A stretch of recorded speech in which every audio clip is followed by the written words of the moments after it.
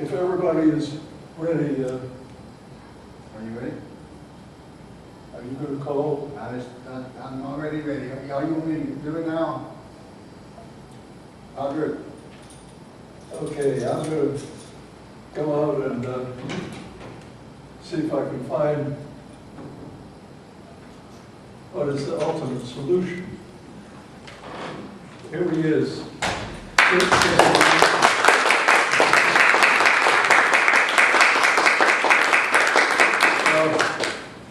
I want to say in introducing Jesse Johnson, he of course is a candidate of the Mountain Party, and the Mountain Party will be easy to vote for in November because the Mountain Party, you don't have to be a member of the Mountain Party to vote for Jesse Johnson.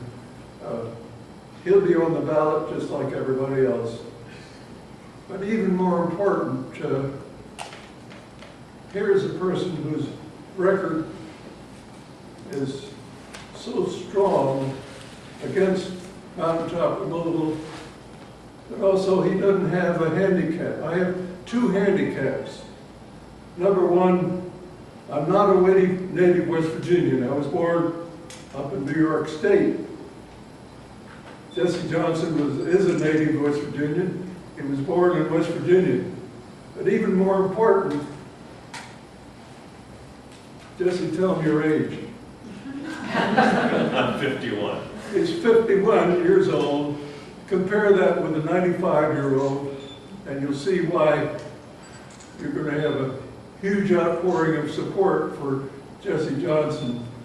And I'm going to turn the microphone over to him now to indicate and also to be subject to any questions that you have here. Jesse, you're on.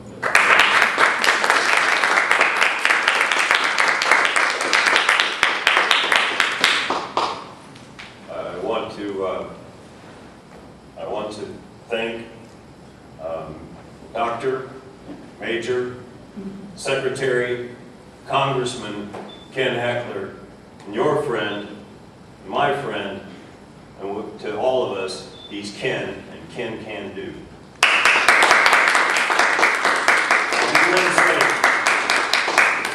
That time for change has come to West Virginia. Senator Robert C. Byrd knew that. He knew that the only constant is change. It's time for business as usual to be over. Business as usual is destroying business in this state and in this nation, the quality of life for its residents and its taxpayers. Business as usual is destroying government. That is making the compromises for business that is not in the best interest of the people of this state and of this nation. Also politics as usual. And politics as usual, indeed. So I ask you, if not now, when? When do we wake up and realize that this is the 21st century? And we cannot live a life embedded in the 19th century, which was the British Empire's coal century. Now, coal is king, but West Virginia is almost heaven. West Virginia is the mountain state.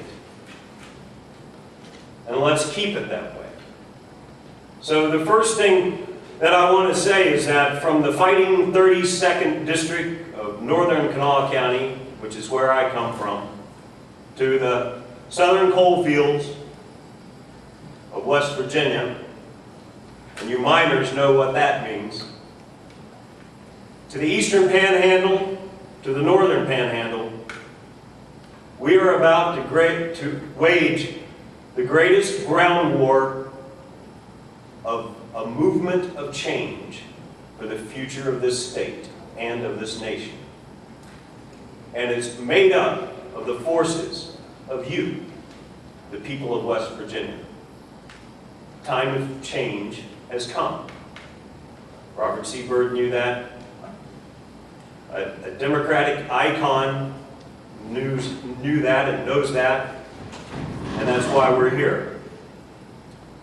It's time for the people of this state and of this nation to realize that they have within their own hands, their own minds, to take back their government, to take back their businesses, to grow them from home, to diversify, to innovate.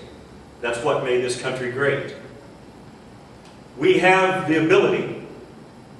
We have to have political will. And in Washington, we are short on political will for change.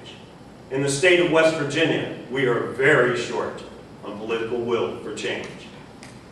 I promise you that I will bring that change, and I will exert that political will on your behalf, for the people of this state and of this nation.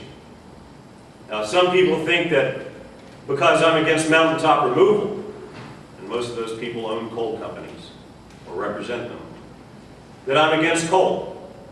That's not so.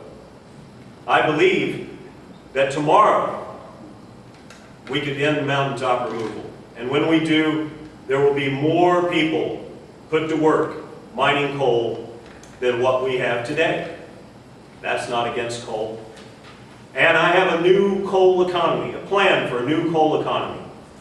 Now, I was asked to speak at the Economic Association's annual meeting in 2009 because I had a plan. It wasn't reported here, unfortunately, but I spoke in New York City to the biggest gathering of economists in the world, talking about a new coal economy based on carbon. It's a shame that due to business as usual, outsourcing has taken our jobs abroad, creating tax havens for the rich and the powerful. You have a decision to make whether you want to be represented by the rich and the powerful in Washington for the state of West Virginia, or whether you want to be represented by one of your own, someone who will stand up for the people against the rich and powerful.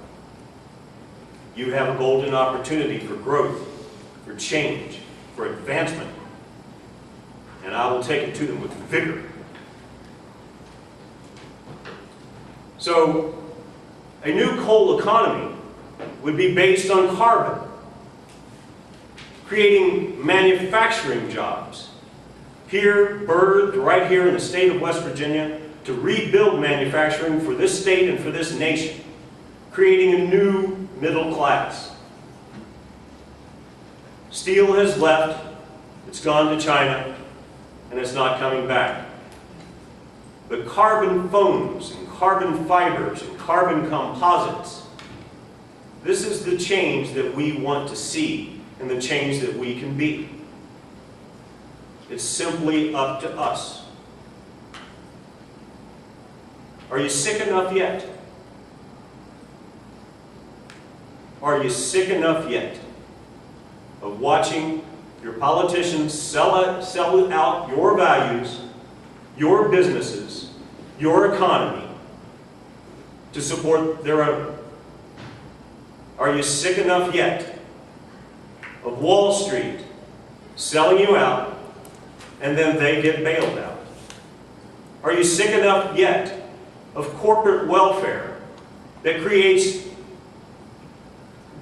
these entities that call themselves corporate citizens and profess that they are too big to fail? That's not capitalism. Are you sick enough yet to stand up and be counted and say that your vote is not for sale? Your vote is your sacred honor and pact with your nation and your state. Are you sick enough yet? If not now, when?